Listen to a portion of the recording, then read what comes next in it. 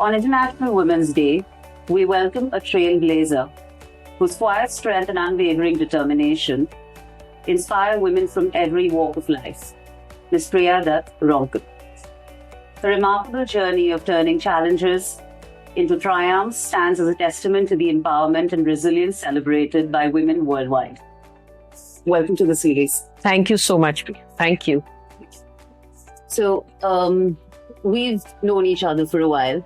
I think that it's very important that people know the strength behind Ms. Priya Dutt. And it would be lovely to know, in your political career, Right. which pivotal challenge as a woman did you face during the leadership that you were, So my political journey has been a very, I wouldn't say, there were lots of challenges. I think, and for me as a woman, the biggest challenge was to balance my family and my career. I know there'll be people saying that, as a woman in politics, you'll be, there'll be challenges because it's a man's world. I don't think I faced that. Mhm. When I got into politics, I was a new mother. I was actually campaigning, when I was 8 or 9 months pregnant. Wow. And I remember when I filed my nomination and I went to hospital. Then I delivered my son, and literally 5 days later, the campaign trail started. I don't think many know about this. Yeah, and I had a cesarean. Can you imagine? So my doctor said, "You're mad. You can't do this."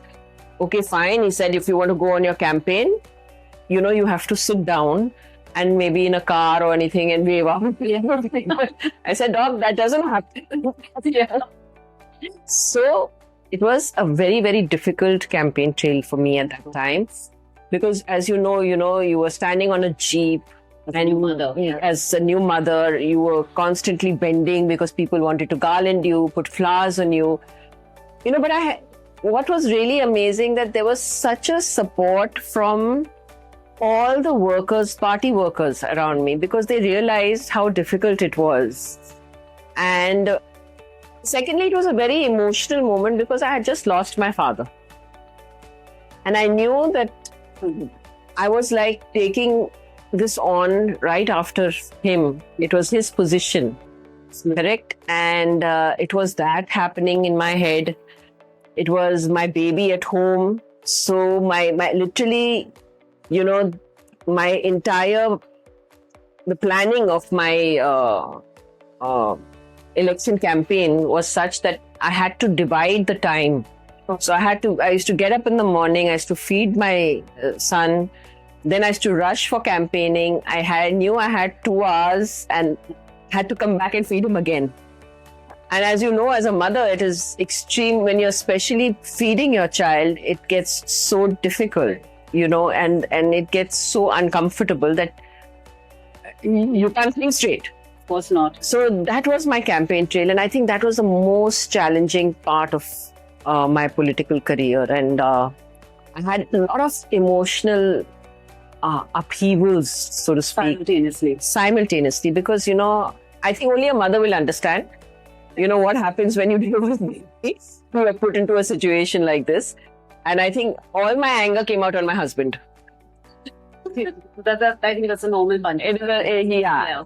Because he was managing the campaign. He wanted to ensure that, I come back home and I'm, give enough time out. So I used to be so angry because, strong support system. But he was a very strong support system. And finally, 15 days were over and results came out. I won with great margin and stuff like that. But I always believed that win was not mine.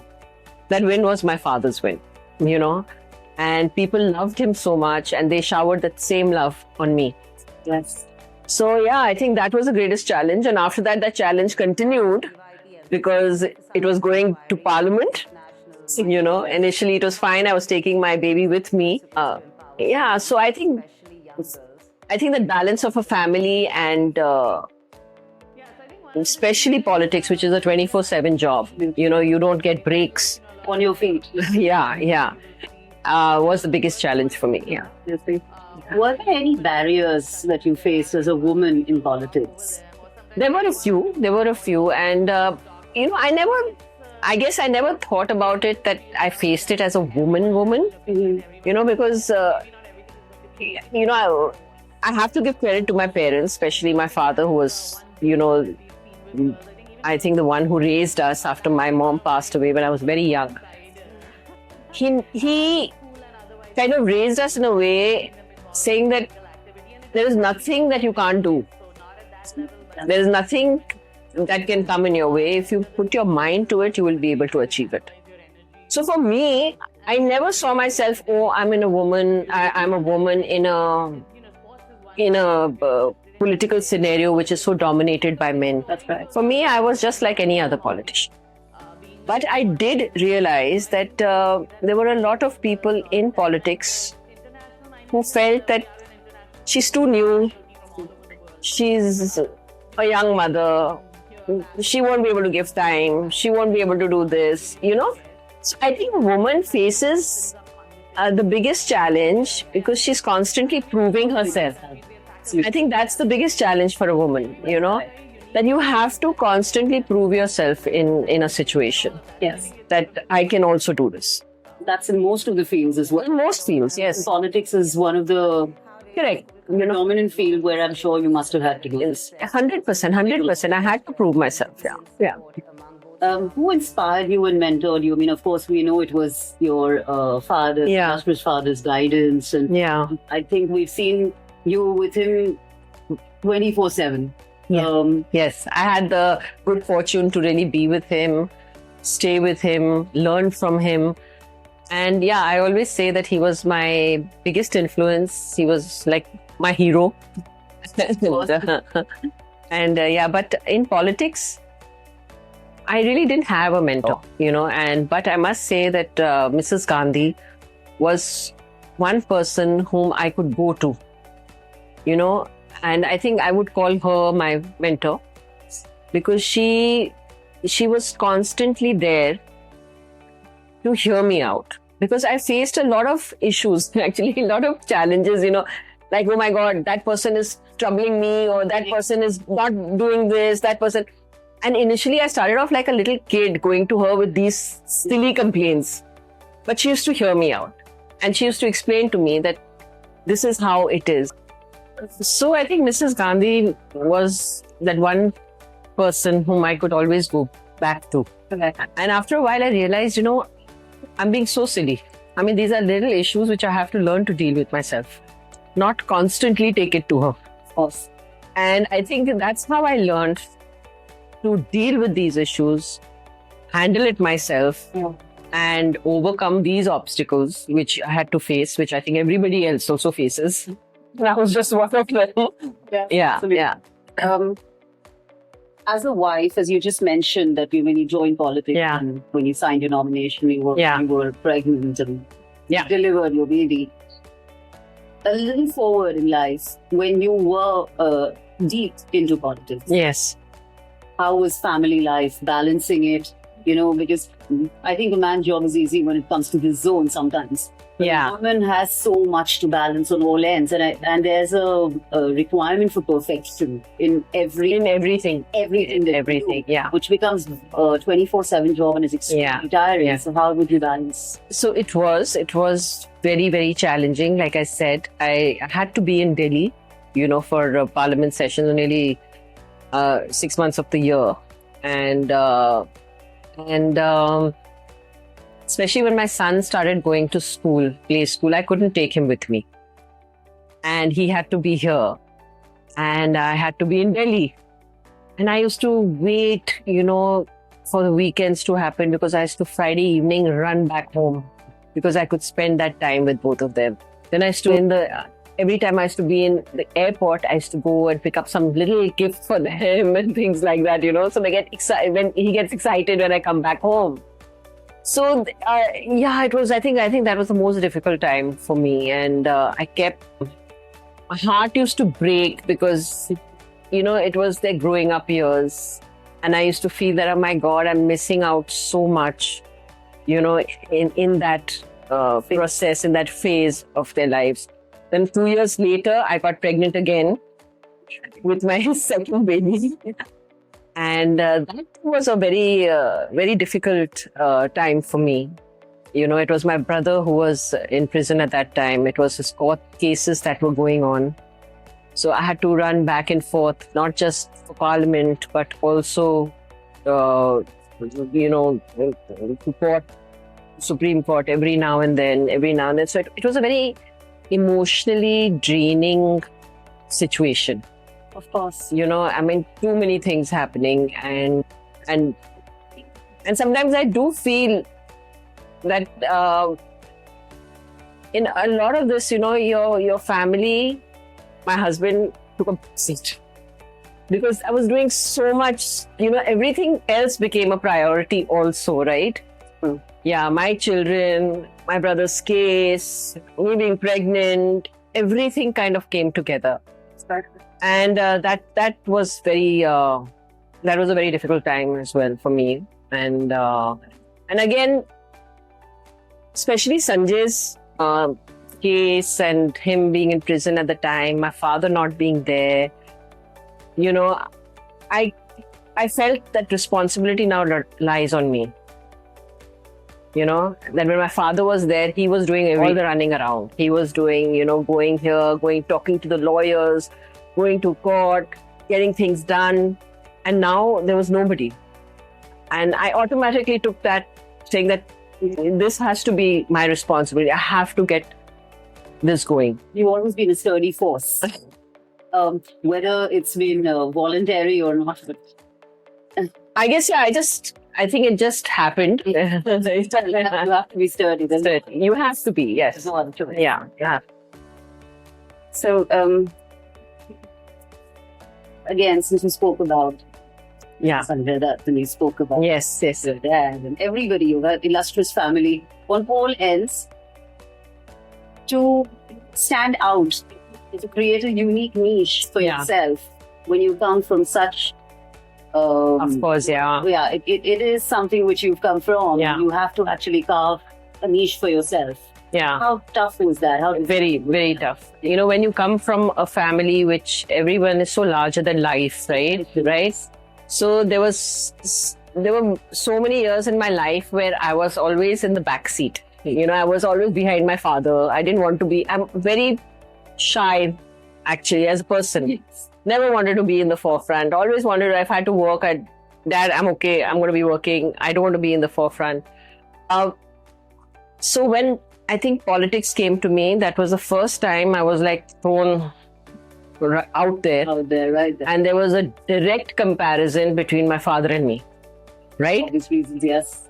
And it was huge for me because there was no way that I could kind of reach up to what my father did in his life. And I knew that, and I didn't try and pretend that I'm going to be the next Sunil Dutt. I couldn't, obviously not. So I think that is what stand I took right from the beginning. So there are a lot of people who used to come to my office, especially when I just become a new member of Parliament.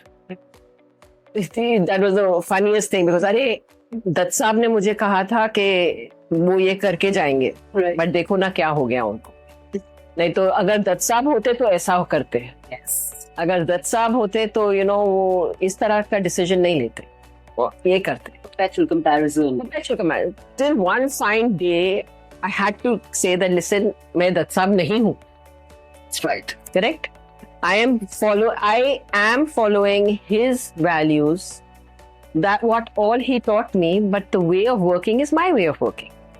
And I think high time you guys kind of come to terms with that. Acknowledge it. So I set my own style of working. Okay, and I was very proud to be my father's daughter. I knew that I will always uphold his name, uphold that reputation which he made through his life. I would never let anybody hamper that. Absolutely. So I think those were the values I took forward. But I had to create my own identity. I mean, Yeah. And I think that's something which is, see, even today, there was a time when people said, I have to Dutt Saab ki beti ho. I'm very proud of it. Of course, I'm Dutt Saab ki beti ho. I'm nothing wrong with that. I'm still very proudly say it. you've upheld dignity in all ways possible. In all the ways possible. Today, when I go, and especially the newer generation sees me, they'll say, "Oh, you're Sanjay Dutt's sister." You know, so I'm very proud of it. Why not? Yeah, I'm very proud of it, and yet people know me as Priya Dutt for the work I do. So I think I'm a very blessed person. No, but it does take a lot for someone to carve their own niche, as I said. Yes. I think you've done a fabulous job of that. Thank you. With so much dignity involved, that's Thank you. something to look Thank you. up to. Okay. When you're in the public eye, Yeah, there's perpetual scrutiny yeah, as to what, why, how. There's so many questions.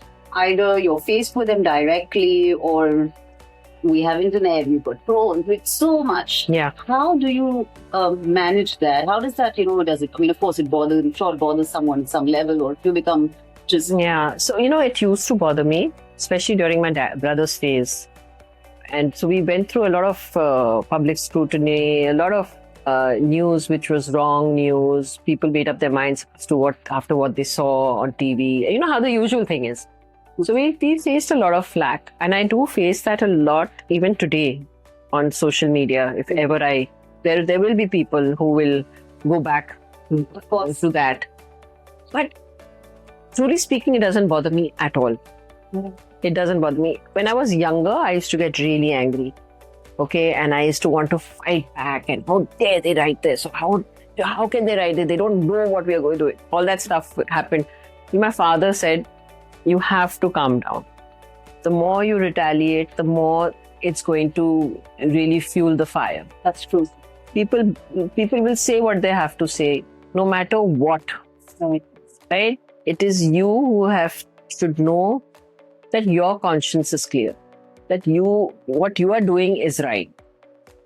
If you are sure about yourself, don't care about what people have to say. Yes. And I think that stayed with me, and I swear, till today, sometimes I read the comments and most of it is really great. Yeah. But there will be a few, which will be nasty and which will be this thing. And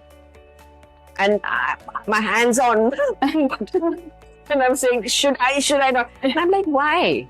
Yeah. What the hell? Why are you giving these few people that importance? It's just feeding the negativity with energy. Exactly. So just let it be, because that's how they are. I really feel sad for them, because they really don't know how else to kind of vent. True. So that let it be. And I think that is my philosophy. Your conscience is clear. You know what you're doing is right. I really don't care what people say. That's what matters at the end of the day. That's what matters. There was a very strong personal reason for the Nargis Dutt Foundation Yes. to, kind of take birth. How do you think that helps the women today? There are so many women who are, dealing with cancer. A lot of women who are not even ready to, come forth Yeah. with it. Yeah. They don't have the means, facilities, Yes. or even the idea that they've, got it, or they don't have the knowledge. Yeah. How does that personal inspiration, source, motivation help? So, the whole, the birth of Nargis Dutt Foundation happened after my mother's death. And like we were discussing earlier, it's only when you go through it, you understand the pain of the person suffering, the family, and everything what they go through. And I think we went through that whole phase. And, but in that whole thing, my mother never wanted to be in the US. She used to yell at my father that, why have you brought me here? I wanted to be in my own country. And obviously he said there was no treatment there. So she said, can you imagine what must be happening to millions of people in our country who love their wives as much as you love me, or their mothers, their sisters, but they're not able to do anything for them, right? So, I mean, when we go back, she said, when we go back, we must do something for the people in India. Unfortunately, she never lived to see it. But after she passed away, we set up the Nargis Dutt Foundation in the US. My father did, along with the Indian community there.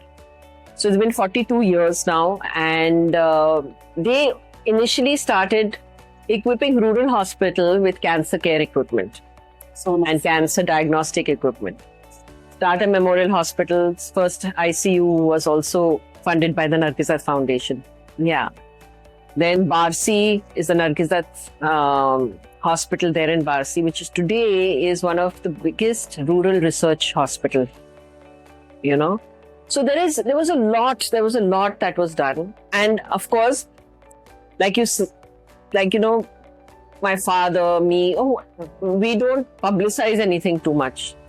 It's that quiet work that continues, because that's something you're giving back. You don't have to make a big shusha out of it. 100%. It is, people know, and their lives have been touched. We know that it's made a difference to millions of lives in our country. Mm-hmm. And we continue to do that. And so now, when I took over about 24 years back with Nargis Dutt Foundation, we continued the same work.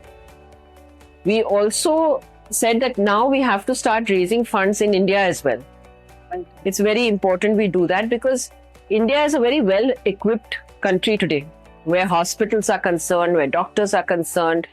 The need is not equipment alone. The need is intervention, where patients' treatments are concerned. Patients tend to abandon their treatment because of lack of funds. And we wanted to really be that intervention to ensure that patients don't do that.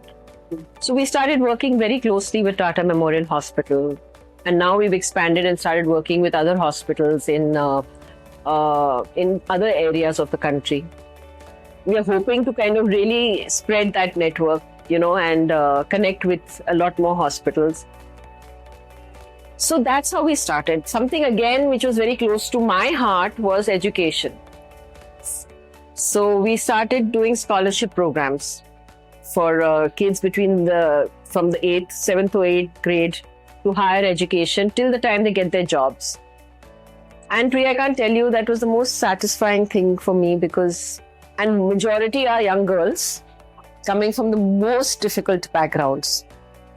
And you can actually see and realize, and we realize the potential our country has in these children, and all they require is an opportunity. And we're a young country. And we are a very young country. And these are these young girls, and today we have also a Nargis Dutt Foundation alumni with us. Wow. Can you imagine? And we have these kids who are working in big corporate companies. One is in Germany, one is in Toronto. One young man is got a full scholarship in Saudi Arabia as an aeronautical engineer. One is in cyber security. There are doctors, there are CAs. So these kids have literally transformed their lives, their families' lives. And, and I'm telling you, if you even see their backgrounds, hear their stories, it is so inspiring. It is so inspiring.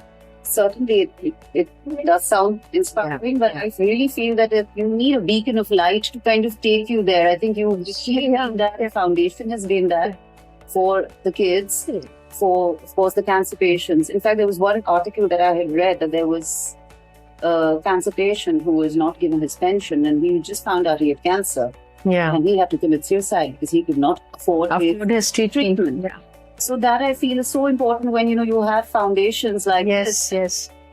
When they are spoken of, there are so many people don't even know that these foundations exist.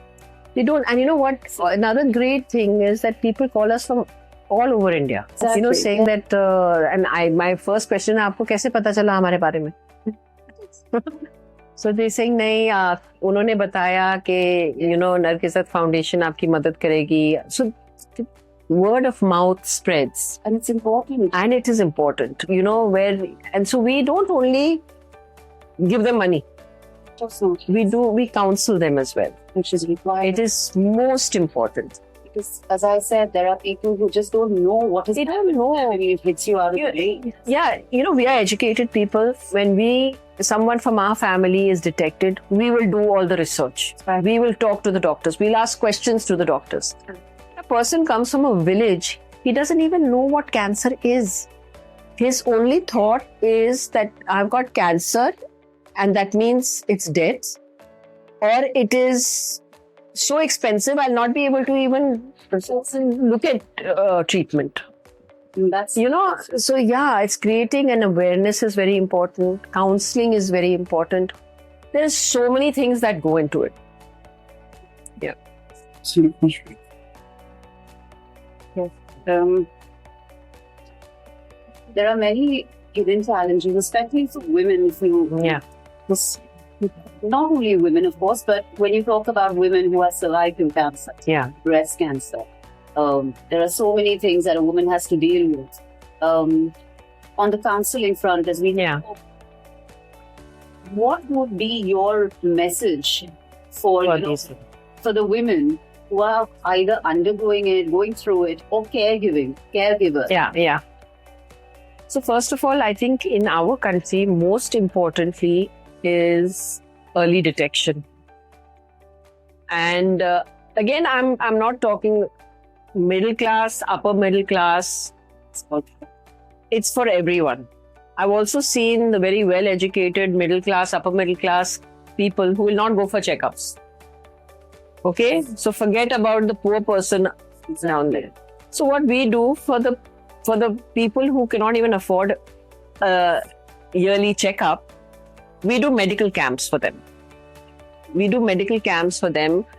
And the camps involve cervical cancer test, breast cancer test, other general tests, blood test, your diabetes, the other. But in these camps, we also create an awareness that check your body. You find that there is any issue with it, there is any lump which is not going, or your mouth has blisters which is giving you a problem, you have a cough which doesn't go, get it checked. Correct? And when we do find cases in our camps, if we do, we take it upon ourselves to ensure that they go for further diagnosis. But that is a very big challenge for us because that fear is so badly set in. Very badly. Okay, that they feel कि नहीं checkup भी नहीं चाहिए क्योंकि अगर कुछ निकल आए तो क्या होगा? The cancer talk, I think, is very conditioned to become this is a danger sign. Correct. So that needs to change because today cancer is not a death sentence like it used to be. Today there is so much research happening where cancer is concerned. There is so much advancement in medicine. Like for instance, breast cancer, cervical cancer, head and neck cancer, if detected early, are completely treatable. Okay, but people come at such a late stage of that treatment that it gets difficult then. It's a challenge. So that's important for people to, really get into their heads. In fact, I remember when I'd come in for the event, that foundation event. Yeah. I think Sonali Bendre had said that it is very important to think that that you put the money in as a preventive test. Yeah. And if nothing has come out of it, you should be happy. You should be thanking God. It's come out of it instead of thinking that I've lost my money. Exactly. And that makes so much sense. And people like Sonali, who's always been so supportive. Okay, she speaks about it. She will stand up and people listen. Right. We had Hina Khan. Yes. Okay. So she is going through that treatment as we speak. But she, even at this stage, wants to do something, wants to give back. Which is essential. And that is essential. And for people like this to come out and really do that makes a big difference. It was I think that event was a source of motivation on a personal front. Yes, I know so many people, who said, we came to your event and thanks to that, we went for our checkups. And I think that in itself makes a big difference. So of course, as I said, you've been in the limelight. You've been literally, sometimes I feel you've been placed on a spot. I've seen it. All of us have seen it growing up. We've seen your journey. What is a message that you would want to give to the young girls who are aspiring to either be in politics or anything in their working life, or any kind of anything that would help inspire them? So I feel, most women, and I tell this to every woman, any forum I go to, and I always tell the women there that, the first reaction of a woman going into any situation is that I can't do this. Like, oh my God, I have to do this. I don't think I can handle it. I won't be able to do it. I can't do it. So you need to recognize that inherent strength within you, because all of us have it. We all have it. That's why you see our goddesses have multiple hands, right? That's who we are. We multitask. We don't, like men have, I always say men and women are not equal. Please, let's not get into that whole thing about, equality in men. We are not equal. A man plays his role as a man, as a breadwinner or what, but he has a one-track mind. He can do one thing at a time. Absolutely, that's right. A woman plays multiple roles. Okay? Why do you say that, oh, I'm a sister, I'm a mother, I'm, a daughter? We play multiple roles. I'm a CEO of a company, I'm a politician, I'm doing this, I'm doing that. Because all our roles are as important. When you spoke about me as how I balanced my life, I think most important was prioritizing. Right. What is the most important thing? Now, when I came into politics, I knew that I didn't want to be in politics forever. Yes. I don't think I can do anything forever. I need to do many different things. Right? Right. So, because everybody reaches a saturation point. Right? So I knew that I have to balance everything really well. Mm-hmm. There will be a time in my life where I will want to do something which I just want to do for myself. And there is nothing wrong in it. Talking about that, I wanted to ask you about, do you think when, I hear so many very empowered women, very strong women, including myself sometimes, talk about the strength of a woman. Do you think it's glorified too much? That to the point where it's delusional to place so much onto not a woman, but anyone. Anyone, of course. So, because, I think, and I've gone through it also. I think my sister's also gone through it. Yes. Like, oh, you have to be strong. You are the pillar of the family. You have to take it on. Fine. But then there's a time comes where you ask that question, what about me? Right. Who's going to be my pillar? Right? Absolutely. Who's going to be that one person whom I can go to? So sometimes it isolates you. You're right. This whole thing isolates you, where you feel that you can't talk to anybody because it'll show your weakness. You can't show your emotions because, oh my God, that might affect that other person. So all these things are working in your mind. And so that does make it extremely difficult. And I think for us, women, most importantly is we need an outlet as well. Absolutely. And you need that me time. Right. You need that time to do what you want to do. And I have experienced that in my life, that there was a moment in my life where I felt I was only pleasing everybody else. And I was getting tired of it. I was getting saturated. And you are putting up a face constantly, right? And then there comes a time, and really, where you say that I've had enough now. Yeah. Sure, every woman resonates with that. I'm sure they will. I'm sure they will.